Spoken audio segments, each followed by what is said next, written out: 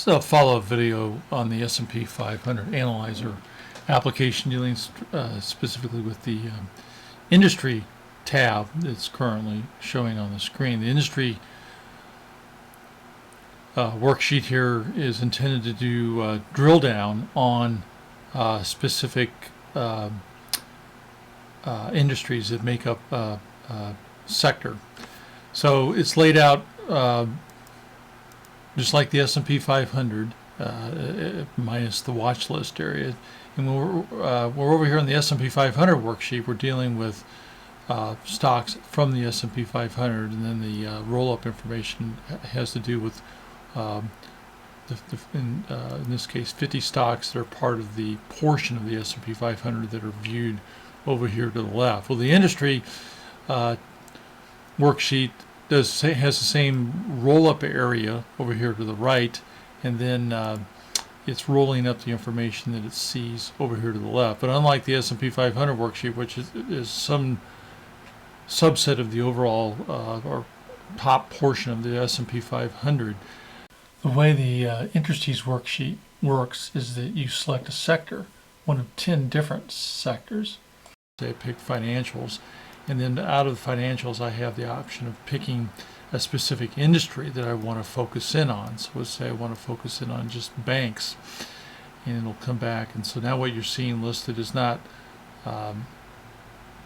just merely the top of the S&P 500 like it is with this worksheet. We're now looking at the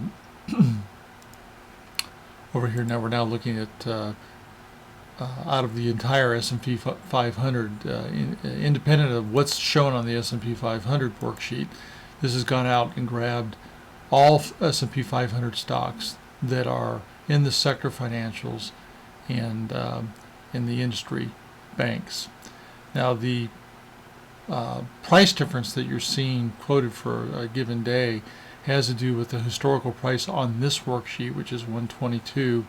And then let's do a refresh here. We do a refresh as of 124. So we're actually looking at the price difference across 2 days. And so these settings, these dates here have nothing, or totally independent of the dates here. They work totally individually. So if I want to, just like was talked in the introductory video, which assumed you've watched at this point, if you clear this value, it will then default to the previous day, and then now we get the days change from yesterday through today. And you see over to the right in the heat map area, the roll-up area, you're only seeing one industry rolled up because you've been very specific over here to the left that you've only wanted to see the companies from a specific industry, namely banks. So another option is you could select all and say that I want to see all the companies that make up this sector out of the S&P 500. And then what you see over here to the right is a roll-up across the different industries that make up that sector. So a typical cycle would be you start over here in the S&P 500.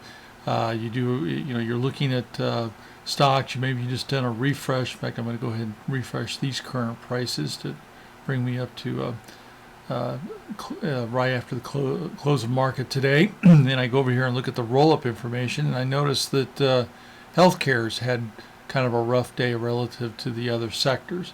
So again, the cycle is you notice something probably over here on the S&P 500 worksheet. Then you come over here to the industry, and you say, okay, I've noticed something with healthcare. So you would typically pick healthcare all.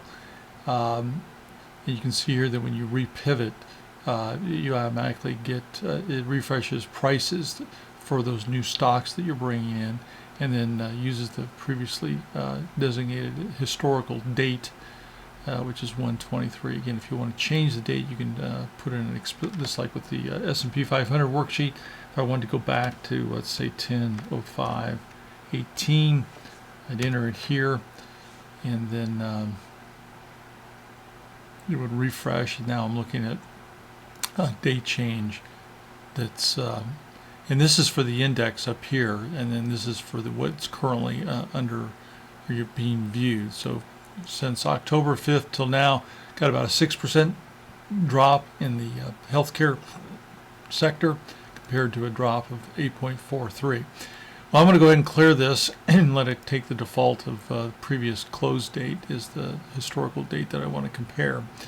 And the cycle that the scenario that we're going through is that we've identified something with healthcare, a 1.4% drop today. I want to go out here to the industry and see if we see anything that would explain that. And it looks like the majority of the drop was here in the pharmaceuticals. So I could now come over here to the left and now do a drill down. And select pharmaceuticals, or I could leave it the way it is, and I just use the filtering of Excel to only give me the pharmaceutical companies. So either approach. Here you get a list of what is this? 14 companies. But if I would have done up here and just picked in pharmaceuticals, I get back the same 14 companies. And then you can see over in the roll-up area to the right, it's only showing one industry because that's all I've selected over here and for the portion that I want to see in terms of the sector. All right, that's a brief overview on how to use the industry portion of the S&P 500 Analyzer app.